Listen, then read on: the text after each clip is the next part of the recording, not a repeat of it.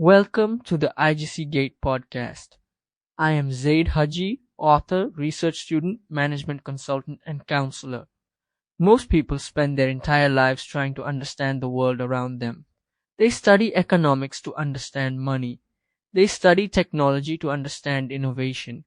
They study management to understand organizations. Yet there is one subject that quietly controls every success, every failure, every relationship, every promotion, every betrayal, and every opportunity they will ever experience, and very few people ever decide to study it seriously. That subject is human nature. Think about the biggest disappointment you have ever experienced. Perhaps someone you trusted broke your confidence. Perhaps a friendship ended without explanation. Perhaps you worked harder than everyone else and still watched another person receive the promotion you believed you deserved. Maybe you entered a relationship convinced you had finally found someone who understood you, only to realize months later that you had completely misunderstood the person standing in front of you. Every one of these experiences leaves us asking the same uncomfortable question. Why did this happen? We usually search for answers in circumstances, bad luck, or other people's behavior. Rarely do we ask whether we truly understand the hidden forces that drive human decisions, including our own. That is where today's conversation begins. One of the greatest mistakes we make is believing that intelligence automatically gives us insight into people. I have met highly educated individuals who could solve complex mathematical equations, yet repeatedly chose destructive relationships. I have seen successful executives who could negotiate multi-million-dollar contracts, but failed to understand the emotions of the people working beside them every day. Knowledge and self-awareness are not the same thing. Intelligence and wisdom are not identical. The ability to process information does not necessarily mean we understand ourselves. One of the thinkers who spent decades wrestling with this reality is Robert Greene. His work was never simply about power, influence, or strategy.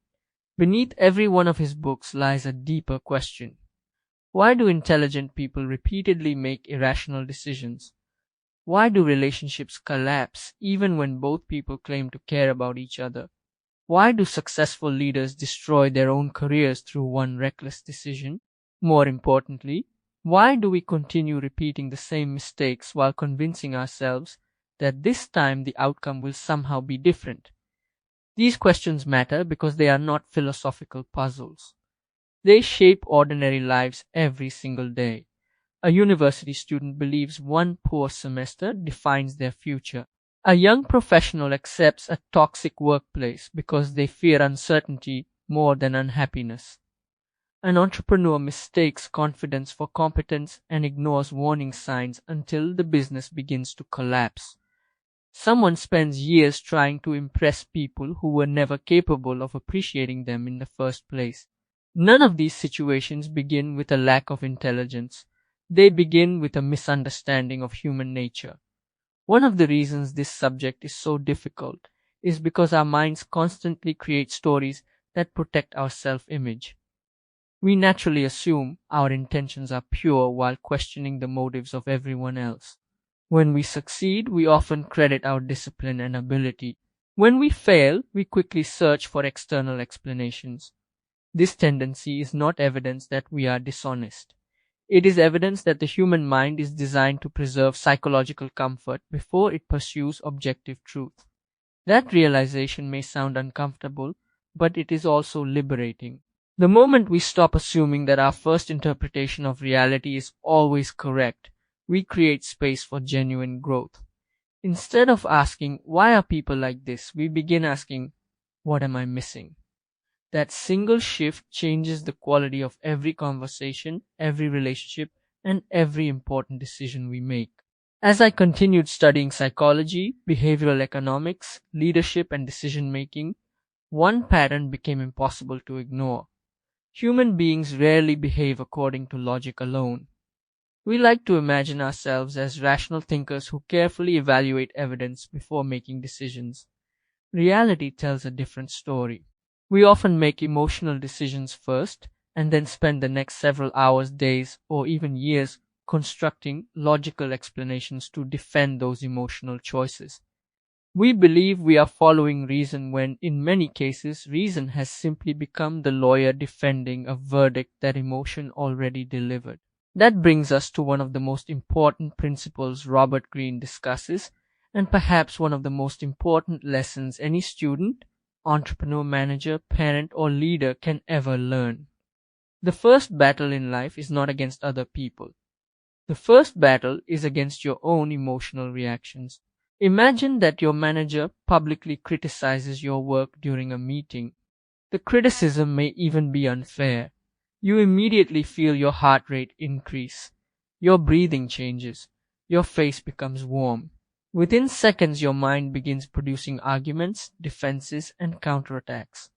At that moment, you are convinced your thoughts are logical, but your body has already made the decision long before your conscious mind catches up. If you respond immediately, there is a strong chance that your response will satisfy your emotions while damaging your long-term interests. This is one of the most expensive mistakes professionals make. A single emotional email ruins a working relationship that took years to build. One impulsive resignation closes doors that may never open again. One angry conversation permanently changes how colleagues perceive someone's judgment. These moments rarely feel dramatic while they are happening. Only later do we recognize that a few emotional minutes quietly redirected the course of our lives. Modern neuroscience supports this observation. Researchers have repeatedly demonstrated that emotions are not obstacles to decision making. They are part of the decision-making process itself. The challenge is not eliminating emotion. The challenge is preventing emotion from becoming the only voice we listen to. Emotional awareness is very different from emotional control. Many people recognize they are angry, disappointed, or afraid. Far fewer people develop the discipline to pause before allowing those emotions to dictate their actions. I believe one of the simplest habits that can transform someone's life is learning to create a small space between stimulus and response. That space may last only a few seconds, yet those few seconds often determine whether we build trust or destroy it, whether we solve a problem or create a larger one, and whether we strengthen our character or surrender control to our impulses.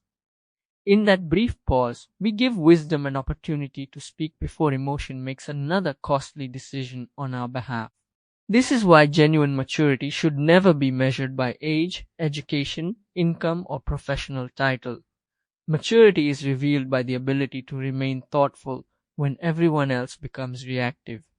It is demonstrated by the courage to ask better questions before reaching comfortable conclusions. It appears when someone chooses understanding over immediate judgment, even when judgment would be emotionally satisfying. As we continue this journey together, I want you to keep one question quietly sitting in the back of your mind. What if the greatest obstacle standing between you and the life you want is not your lack of opportunity, intelligence, or talent? What if the greatest obstacle is the invisible version of yourself that reacts before it observes, assumes before it understands, and defends before it reflects?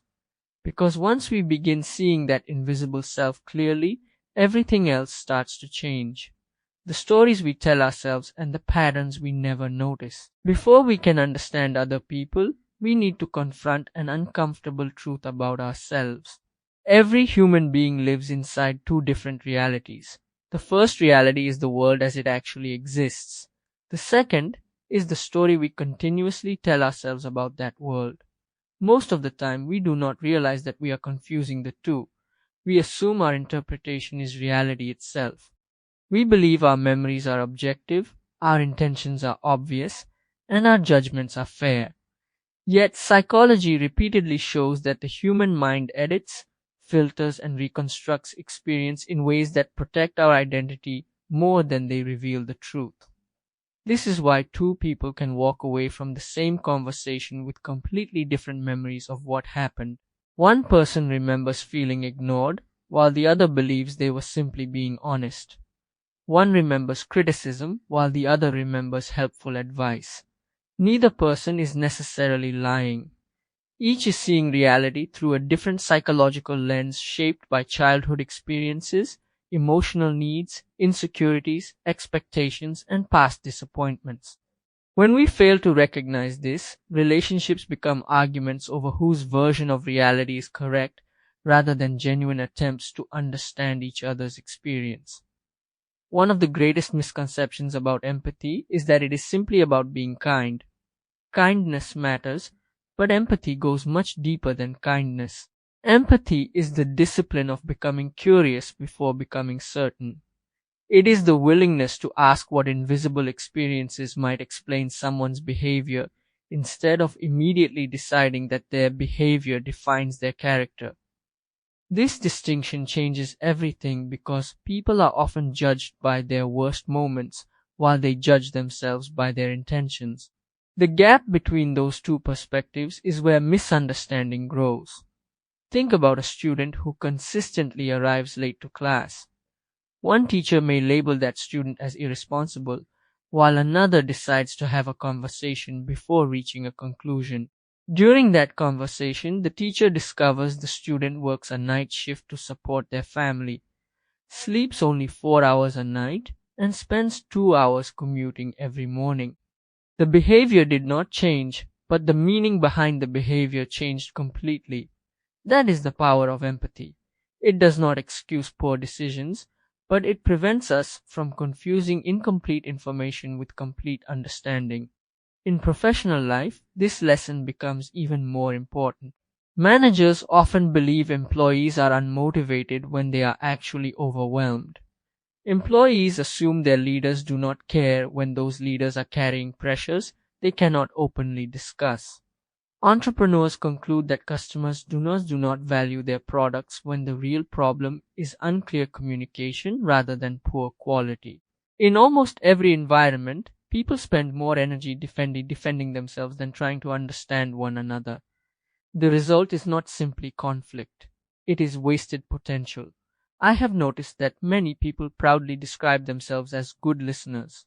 Yet when you observe most conversations carefully, very little listening is actually taking place. One person speaks while the other quietly prepares their response. They wait for their turn rather than truly absorbing what is being said. Real listening requires something far more difficult. It requires temporarily placing your own opinions aside so another person's perspective has room to exist. That does not mean you must agree with them. It means you are willing to understand them before deciding whether they are right or wrong. There is a simple exercise I encourage you to practice this week. During your next meaningful conversation, resist the urge to immediately offer advice or share your own experience. Instead, ask one additional question. Ask what the situation felt like for the other person. Ask what worried them the most. Ask what they wished someone had understood. You may discover that the most valuable conversations begin after the moment most people think the discussion has already ended.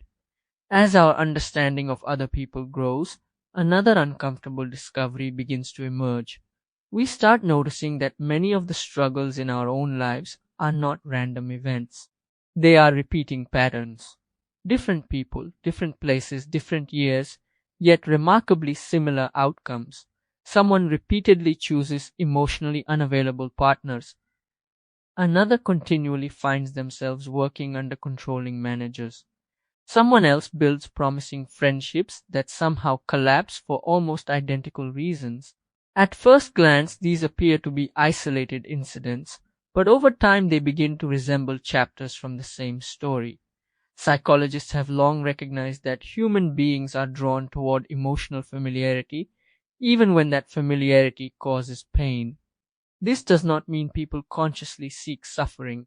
It means the mind often mistakes familiar experiences for safe experiences. If criticism, unpredictability, or emotional distance became familiar during childhood, the adult mind may repeatedly recreate those environments without recognizing what it is doing. We often believe we are choosing freely while quietly following patterns established years before we understood we had a choice. This realization can feel unsettling because it challenges one of our favorite beliefs. We like to think every major decision we make is entirely independent and rational. Yet when we examine our lives honestly, we sometimes discover recurring themes that cannot be explained by coincidence alone. The names change, the cities change, the workplaces change, the relationships change, yet the emotional ending somehow remains the same. That repetition deserves our attention because patterns reveal truths that isolated events often hide. The difficult question then is not why the same thing keeps happening to us. The more important question is what role we continue playing in creating those outcomes. This is not about blaming ourselves for every hardship we face. Life contains genuine injustice, unexpected tragedy, and circumstances beyond anyone's control. However, growth begins the moment we separate what happened to us from what we continue repeating ourselves. That distinction restores something many people lose during painful experiences, the ability to influence the future. One practice I have found incredibly valuable is reviewing my own experiences as though I were studying someone else's life. Instead of asking whether I succeeded or failed, I ask what the pattern reveals. What situations consistently bring out my best thinking? Which environments repeatedly trigger poor decisions? Which kinds of people inspire trust too quickly? Which conversations do I keep avoiding, even though avoiding them creates larger problems later? These questions are uncomfortable because they require honesty rather than excuses, yet they also provide a roadmap that no motivational speech can ever replace. This naturally leads us to one of Carl Jung's most profound psychological ideas, an idea that Robert Greene explored extensively in his work, the concept of the shadow. Most people imagine their personality as a complete picture of who they are. Jung argued the opposite. He believed every personality also contains a hidden side made up of thoughts, emotions, desires, fears, and impulses that we reject because they conflict with the image we want to present to the world. We convince ourselves that these qualities no longer exist simply because we refuse to acknowledge them. Unfortunately, ignored emotions do not disappear. They simply become invisible influences. Consider how often people insist they are never jealous, never insecure, or never resentful. Then a colleague receives recognition they secretly wanted. A close friend reaches a milestone before they do, or someone younger advances more quickly in their career. Suddenly an uncomfortable feeling appears. Instead of examining that feeling, many people immediately explain it away. They criticize the successful person, question whether the achievement was deserved, or convince themselves they never wanted that opportunity anyway. The emotion remains hidden, but it quietly shapes future decisions. Our shadow is dangerous, not because it contains darkness, but because it contains unexamined darkness. Every emotion carries information. Anger may reveal violated values, envy may reveal unfulfilled ambitions. Fear may reveal areas where preparation is needed. Shame may point toward experiences that still require healing. The problem begins when we refuse to look. Hidden emotions do not lose their power simply because we ignore them. In many cases, they become even stronger because they operate outside our awareness. One practical habit that has transformed my own thinking is reflective journaling. At the end of the day, I spend a few moments writing honestly about the emotions I experienced rather than only recording the events that occurred. I ask myself what triggered frustration, what created anxiety, what generated excitement, and what unexpectedly affected me. Over time, these observations reveal emotional patterns that would otherwise remain invisible. A single day rarely teaches much. Months of honest reflection reveal more than most people expect. The goal of this exercise is not to become overly self-critical. The goal is to become increasingly self-aware. There is an enormous difference between judging yourself and understanding yourself. Judgment often produces guilt without change. Understanding creates the possibility of transformation. When you begin recognizing the emotional patterns that quietly influence your choices, you stop feeling like life is happening to you. Instead, you begin participating consciously in the person you are becoming. As we move into the next part of this conversation, we will examine one of the least discussed yet most powerful emotions influencing human behavior. It rarely announces itself openly. Almost nobody admits experiencing it, and yet it silently shapes friendships, workplaces, social media, careers, and even families. That emotion is envy, and understanding it may completely change the way you interpret the behavior of both yourself and the people around you. Envy, grandiosity, and the dangerous illusion of seeing clearly. There is one emotion that almost every human being experiences, yet very few are willing to admit. We are comfortable acknowledging fear because it makes us appear cautious. We are willing to admit sadness because it invites sympathy. We sometimes even admit anger because it feels justified. Envy, however, is different. Envy threatens the image we have created of ourselves. It forces us to confront the possibility that another person's success is exposing something unresolved inside us.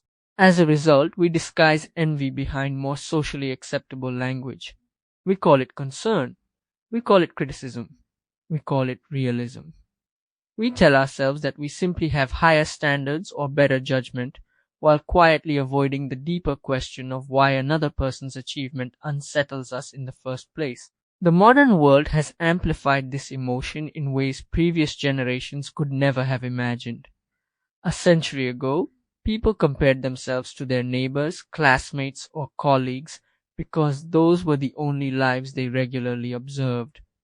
Today, before breakfast, many people have already compared themselves with hundreds of strangers across social media. They have seen someone buying a new home, someone launching a successful business, someone graduating from a prestigious university, someone getting married, someone traveling across the world, and someone celebrating achievements that seem impossibly out of reach. Although we understand intellectually that social media is a carefully edited highlight reel, our emotions often react as though we are witnessing complete reality. This constant comparison quietly changes the way people evaluate themselves. Instead of measuring progress against who they were last year, they measure themselves against someone else's best moment. The consequence is not simply dissatisfaction, it is psychological exhaustion. No matter how much they accomplish, there is always another person appearing more successful, more attractive, more confident, or more accomplished. The finish line keeps moving because it was never their own finish line to begin with. One of the most valuable lessons I have learned is that envy is not an enemy to suppress. It is information to interpret. Whenever I notice admiration mixed with discomfort, I try not to dismiss the feeling or justify it. Instead, I ask a different question. What exactly am I reacting to? Am I truly upset about another person's success? Or am I confronting a dream I have been postponing? Often the answer is surprisingly revealing. The emotion is not pointing toward the other person. It is pointing back toward me. Imagine a university student who feels irritated every time a classmate receives academic recognition. At first, the student convinces themselves that the grading system is unfair or that the professor plays favorites. Those explanations may occasionally be true, but if the same emotional reaction appears repeatedly with different classmates and different professors, another possibility deserves consideration. Perhaps the discomfort is revealing an ambition that has been neglected. Perhaps it is exposing inconsistency in study habits, fear of failure, or a reluctance to pursue excellence with complete commitment. When interpreted honestly, envy stops becoming a poison and begins becoming a compass. This insight extends far beyond education. Professionals experience it when colleagues are promoted ahead of them. Entrepreneurs experience it when competitors grow more quickly. Content creators experience it every time another channel suddenly gains millions of views. Researchers experience it when another team publishes findings first. In every field, comparison is unavoidable. The real question is whether comparison becomes inspiration or resentment. The answer depends less on external circumstances than on the conversation happening inside our own minds. There is another uncomfortable reality that deserves attention. Many people assume their greatest obstacles will come from obvious competitors or declared enemies. In practice, the situation is often more complicated. Human beings usually compare themselves most intensely with people who seem similar to them. A stranger living on the other side of the world rarely threatens our identity because their life feels distant from our own. The person who graduated from the same university, works in the same profession, comes from the same neighborhood, or shares a similar background creates a different emotional response. Their success forces us to ask why they advanced while we remained where we were.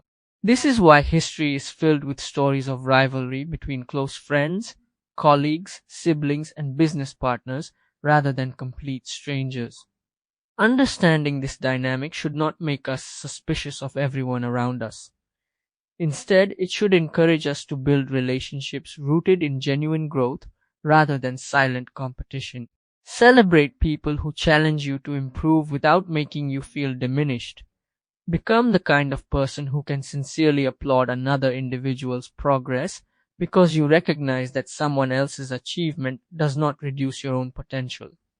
Scarcity may exist in certain resources, but it does not exist in character, wisdom, creativity, or meaningful contribution. As we continue exploring the hidden forces shaping human behavior, we encounter another psychological trap that has quietly destroyed careers, organizations, and even civilizations. Robert Greene describes this tendency as grandiosity. At first glance, grandiosity appears almost identical to confidence.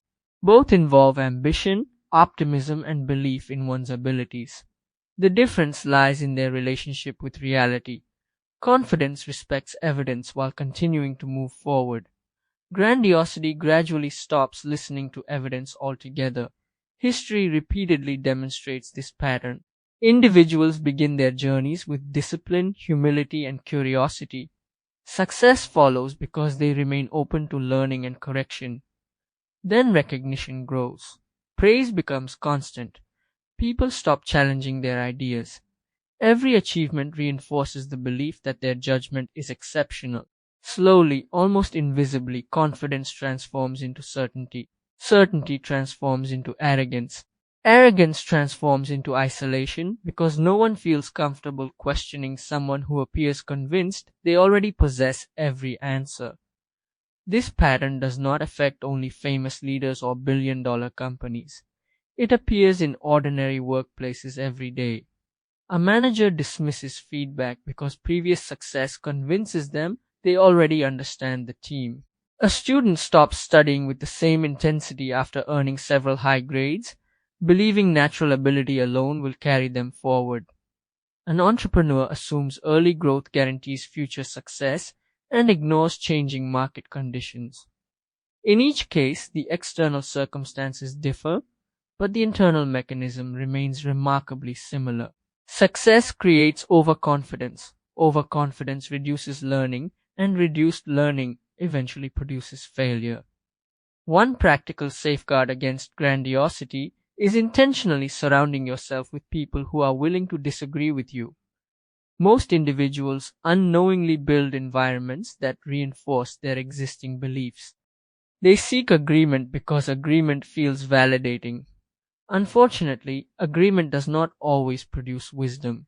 Some of the most valuable conversations I have ever experienced were deeply uncomfortable because they exposed assumptions I had never questioned. Honest feedback may temporarily bruise the ego, but it often protects the future. Developing this habit requires emotional discipline because criticism naturally triggers defensiveness. Our immediate instinct is to explain, justify, or prove ourselves correct. Yet genuine growth begins when we become more interested in discovering the truth than protecting our pride. This does not mean accepting every criticism uncritically. It means becoming curious enough to examine whether there is something valuable hidden inside perspectives that initially make us uncomfortable. There is another limitation of human thinking that quietly influences almost every major decision we make. We naturally prioritize what feels urgent over what is truly important.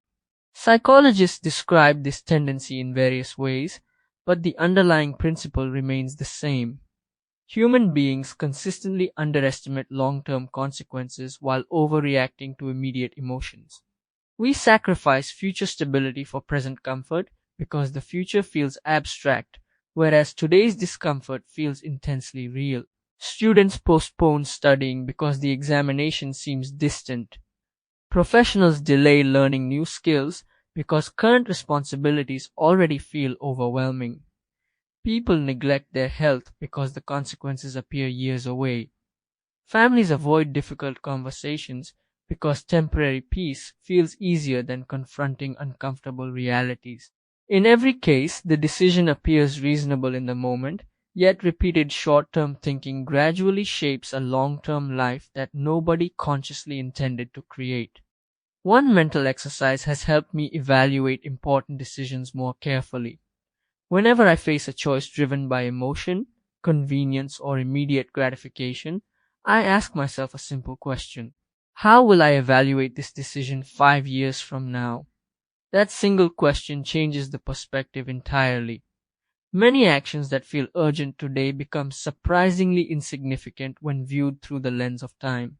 At the same time, many small disciplines that seem inconvenient today become extraordinarily valuable when accumulated over years.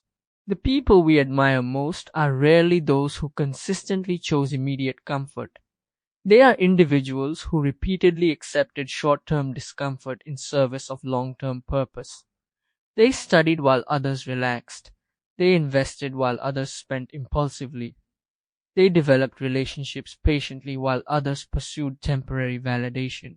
They built skills quietly before seeking recognition publicly. Their success appears sudden only because most observers notice the outcome rather than the years of disciplined preparation preceding it. As I reflect on everything we have explored so far, a consistent pattern emerges. Human beings are rarely defeated solely by external circumstances. More often, they are defeated by internal blind spots they never recognized. Envy distorts perspective. Grandiosity disconnects confidence from reality. Short-term thinking sacrifices tomorrow for today's emotional relief. None of these weaknesses announce themselves dramatically. They develop gradually through ordinary decisions repeated often enough to become habits. The encouraging truth is that awareness changes the game. The moment you recognize these psychological patterns, they begin losing some of their invisible power. You become capable of questioning emotional reactions instead of automatically obeying them. You begin seeking honest feedback instead of constant validation. You become more willing to tolerate temporary discomfort because you understand the future is built through present choices rather than future intentions alone.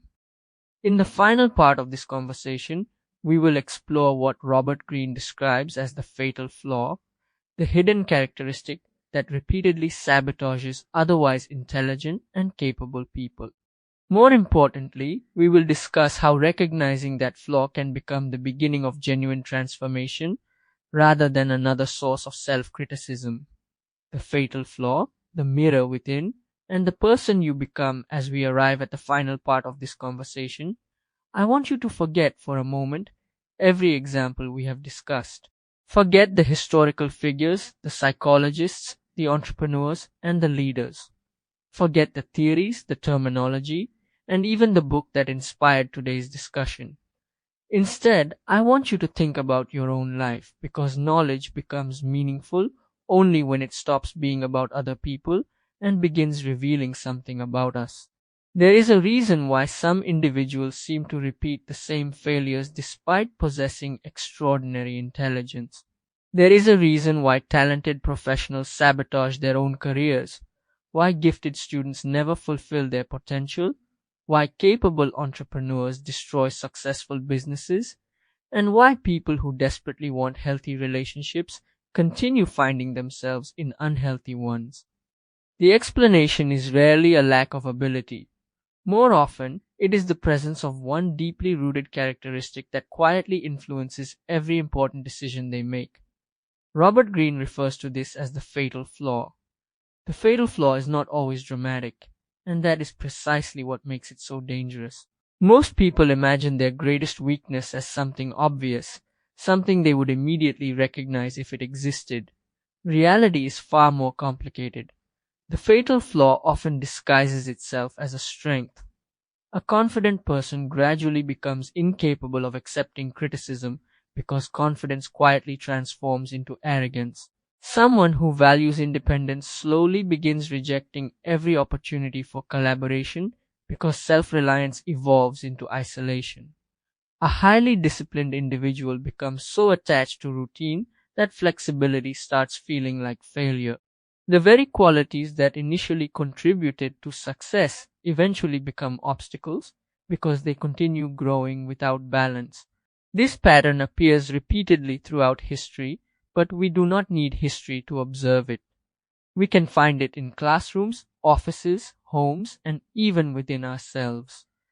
Think about the student who believes asking questions makes them appear unintelligent, so they remain silent throughout the semester. Their confidence in appearing knowledgeable slowly becomes the reason they stop learning. Consider the professional who insists on handling every responsibility alone because they believe nobody else can meet their standards. At first, this creates impressive results. Eventually, it creates exhaustion, resentment, and burnout. The strength never disappeared. It simply expanded beyond its healthy limits. One of the most difficult realizations in personal development is understanding that our identity often protects our weaknesses more fiercely than our strengths. We become emotionally attached to the stories we tell about ourselves. If I believe I am always rational, I resist evidence that I occasionally act emotionally. If I believe I am exceptionally humble, I may never notice the pride hidden within that very belief. If I see myself as endlessly generous, I may ignore the resentment quietly building because I never establish healthy boundaries. The more tightly we cling to an identity, the harder it becomes to recognize the parts of ourselves that no longer fit the story. This is why genuine self-awareness requires courage rather than intelligence. Intelligence helps us solve external problems. Courage allows us to examine internal ones. It is emotionally easier to criticize society, complain about unfair circumstances, or identify flaws in other people than it is to sit quietly with our own contradictions.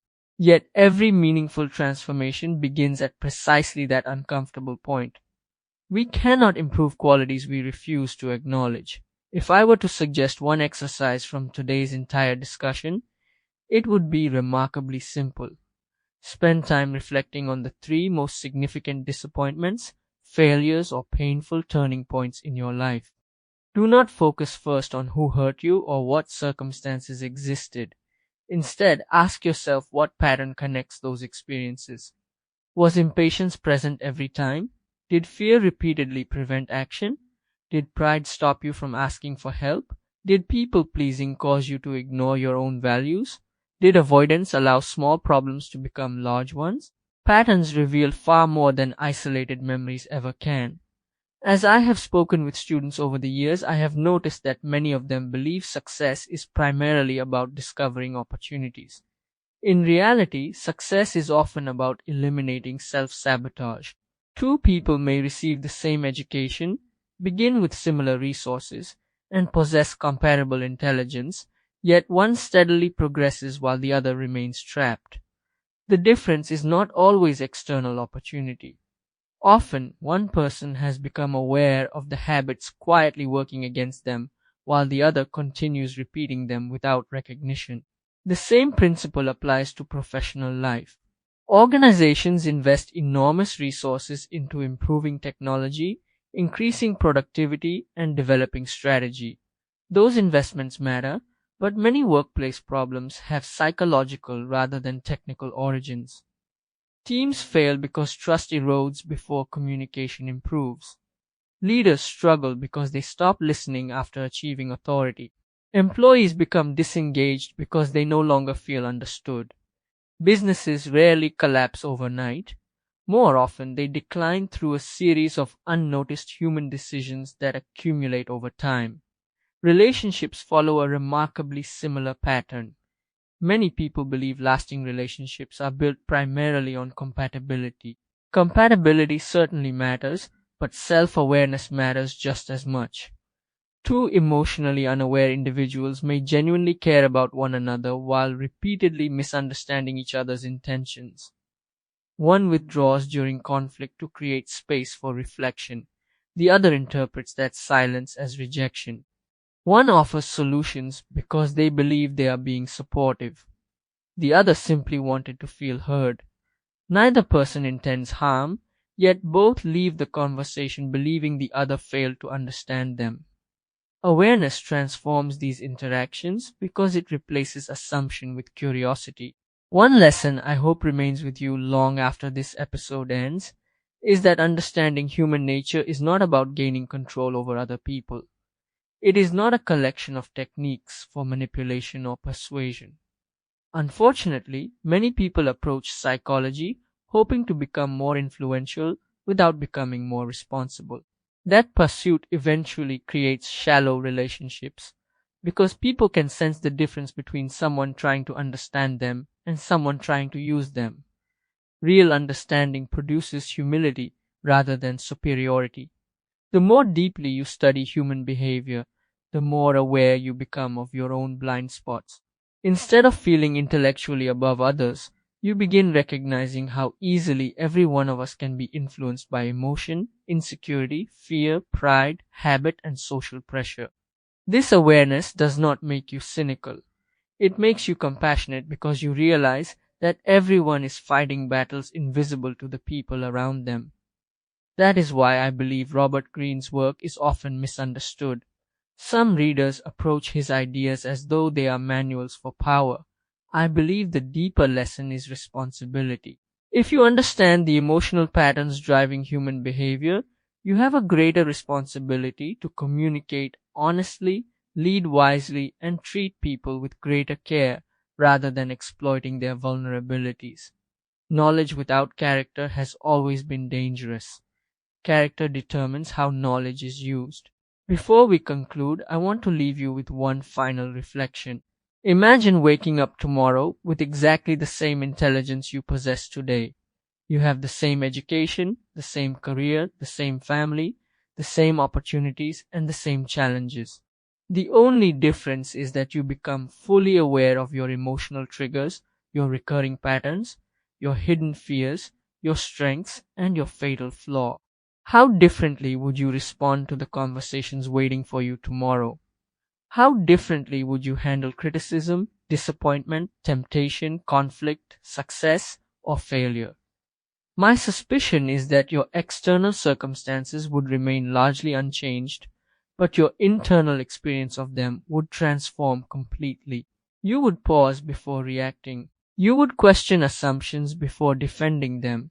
You would become curious where you once became judgmental. You would recognize patterns before repeating them. You would begin making decisions based not only on what feels right in the moment, but on the person you are gradually becoming. That is the quiet power of self-awareness. It does not remove uncertainty from life. It changes the way you walk through uncertainty. It does not guarantee success, but it dramatically reduces the number of failures created by your own unconscious habits.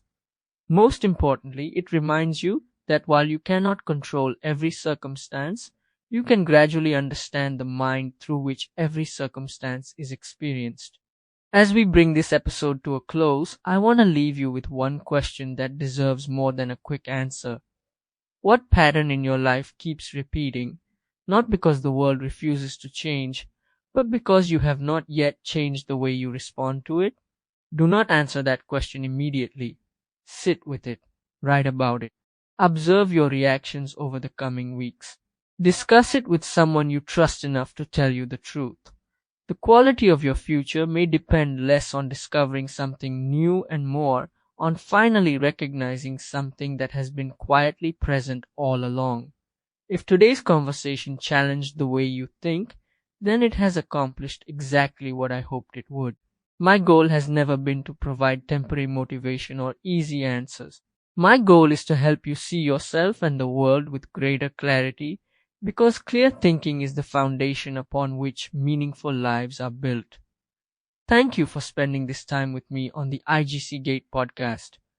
If this episode gave you a new perspective, share it with someone who enjoys thoughtful conversations about psychology, leadership, and human behavior. Sometimes the greatest gift we can offer another person is not advice, but a different way of seeing themselves. Until our next episode, continue asking better questions, continue studying the forces that shape human behavior, and above all, continue becoming a wiser version of the person you were yesterday. Growth is not a destination reached in a single moment. It is a lifelong practice of replacing unconscious reactions with conscious understanding. Thank you for listening, and I look forward to continuing this journey with you in the next episode.